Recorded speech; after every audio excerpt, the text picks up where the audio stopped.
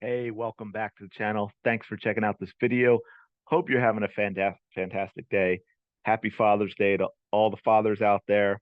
I, I hope you are having a very lazy day. But let's talk about the Indiana Fever and the Chicago Sky. The game just ended. Solid win for the Indiana Fever.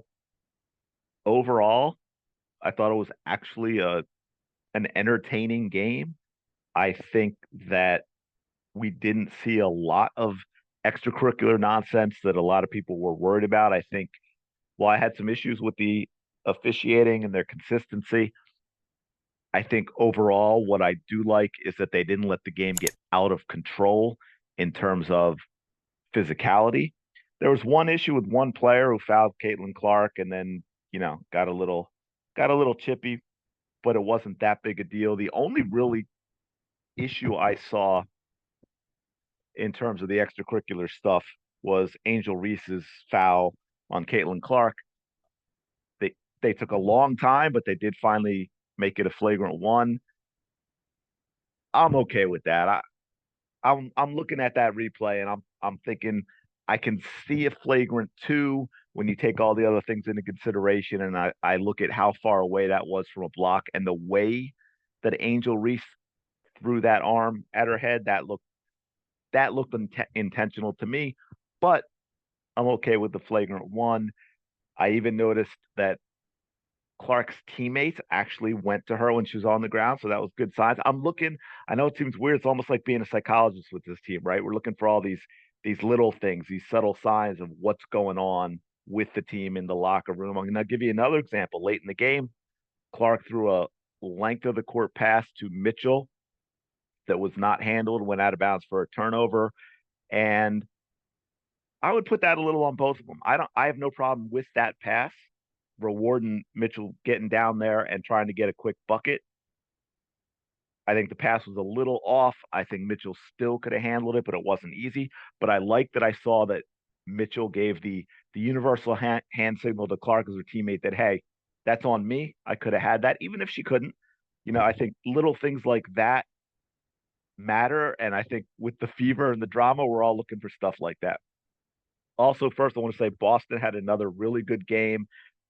I'd like to point out, in case it's been taken the wrong way, I think Aaliyah Boston is a solid player. I think she's been struggling a bit this year, but she is a good player.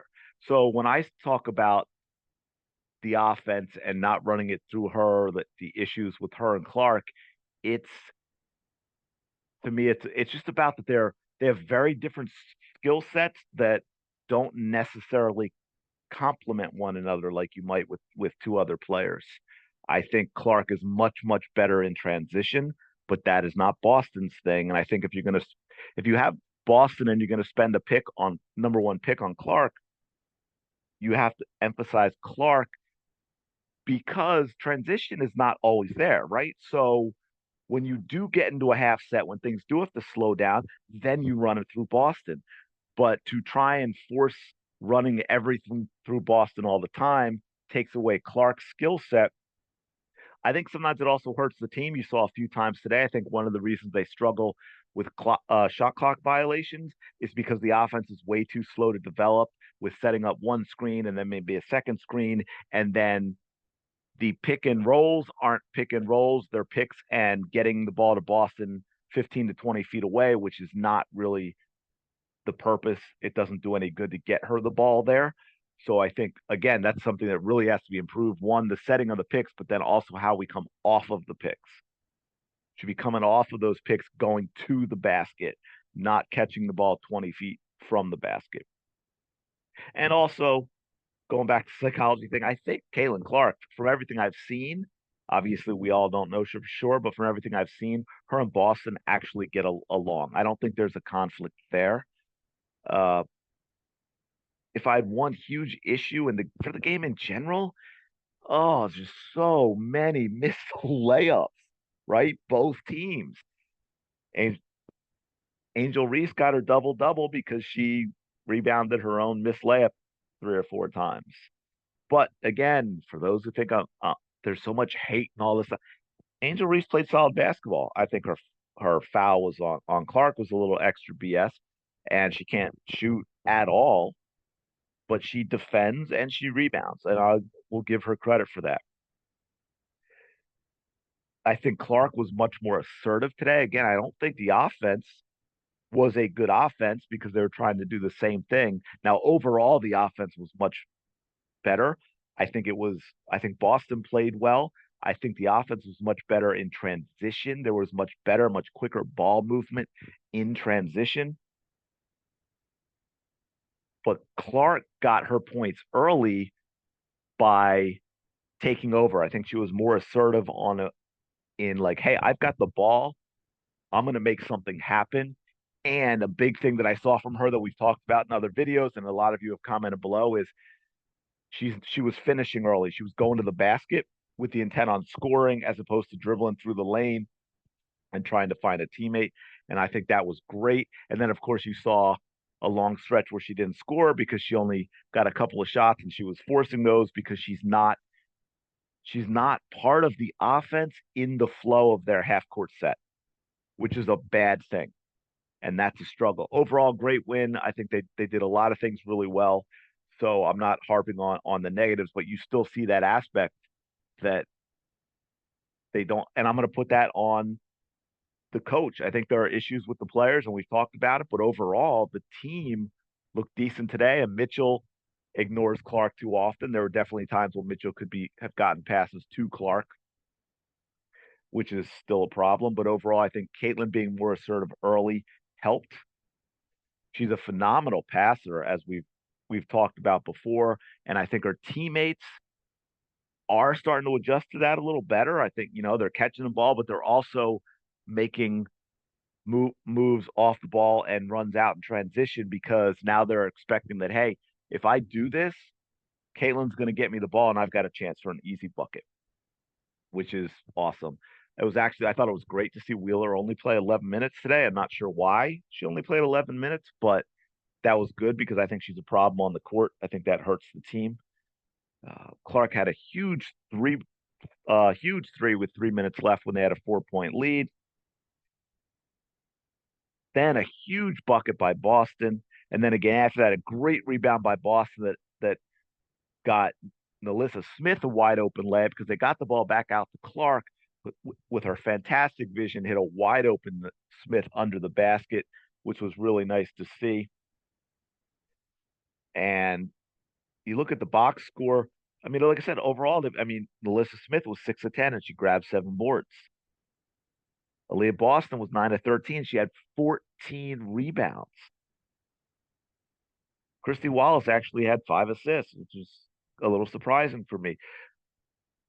I mean, Clark, 23 points, 8 rebounds, 9 assists, 3 of 7 from 3-point range, 7 of 11 overall. Mitchell shot well, 7 of 13, even grabbed some boards. The big issue I have with this overall is I think they need to run more of the offense specifically for Clark. I think they need to run a little more, and Clark needs more than 11 shots. 17 or 18, I think, is a good number for her. And again, if they run a little more, that doesn't even necessarily take shots away from the rest of the players because if they're running a little more, they're getting easy early buckets, easier earlier shots. And now they have a tendency in the half court offense to have shot clock violations, right? So by running a little more, running an offense through Clark, you're going to get more offensive opportunities.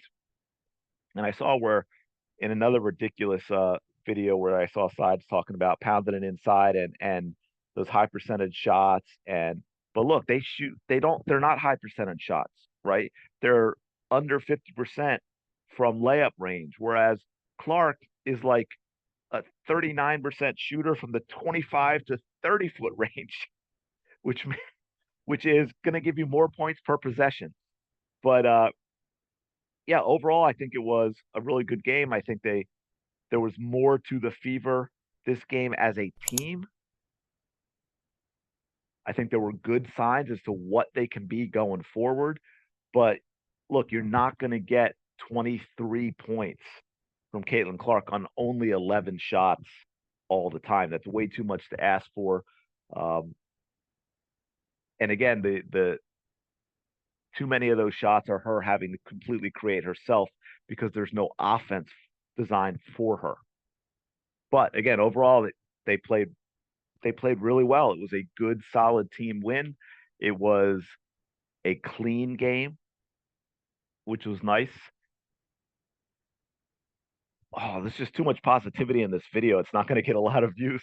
But I will say this, hey, Angel, I guess you can toss out your Joker shoes. Yeah. I don't think you need those anymore. But yeah, I'm gonna leave it there because I could just rattle on. I thought overall it was well played. Way too many missed layups, things like that. But overall, it was a solid win. It was a team win, and if they can fire Christie Sides, then they've got something. Maybe they've got something to build on. Let me know your thoughts about the game in the comments below, and how you thought it went in terms of getting Clark involved in the set offense as opposed to her having to create, and what that does. And smash the like button, subscribe to the channel if you're enjoying the content. I do appreciate it, and I will talk to you later.